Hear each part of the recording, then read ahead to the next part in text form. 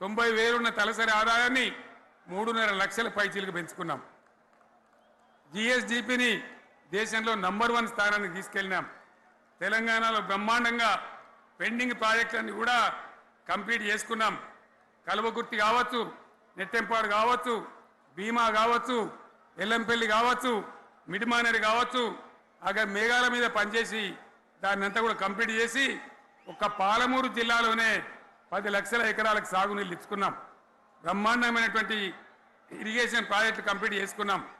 3.5 లక్షల టన్నుల వడ్లు పండించే స్థాయికి తెలంగాణను తీసుకొని పోయినాం.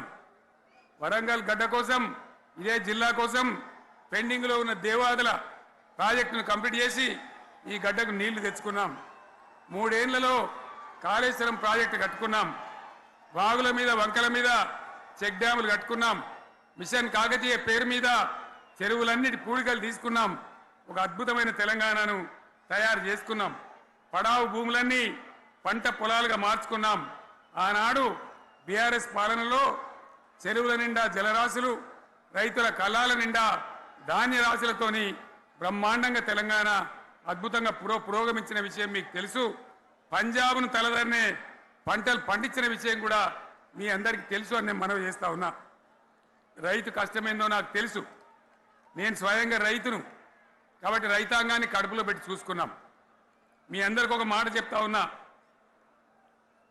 ఈ దేశంలో షేర్షా సూరి అని ఒక రాజు ఉండే. ఆయన కాలంలోనే రెవెన్యూ సంస్కరణలు తెచ్చినారు.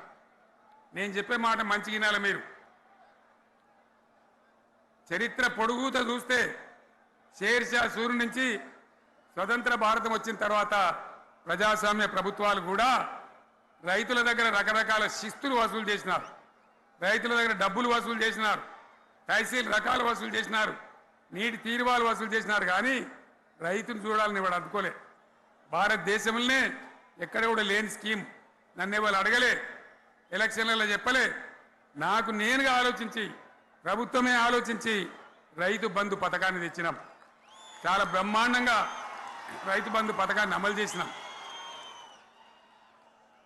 రైతాంగానికి ఎటువంటి కరెంట్ ఇచ్చినాం, ఎంత అద్భుతమైన కరెంట్ ఇచ్చినాం. ఆంధ్ర వలసవాద ముఖ్యమంత్రులు ఏం మాటలు మాట్లాడినారు. తెలంగాణ వస్తే కారు చీకట్లు అవుతాయి, మీకు కరెంటే రాదు, మీకు పంటలు పండియే రాదని చెప్తే వాళ్ళ నోర్లు మూయించేలాగా ఉత్తమమైనటువంటి ట్రాన్స్ఫార్మర్ కావాలన్నటువంటి, మోటార్లు కావాలన్నటువంటి నాణ్యమైన కరెంటును 24 గంటలు సప్లై చేసినాం.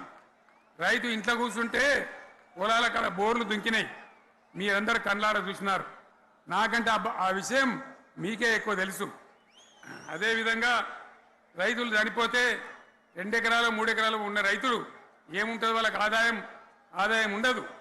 వాళ్ళు సస్తే బీఆర్ఎస్ రాకముందు పట్టించుకున్న నాతులు లేడు.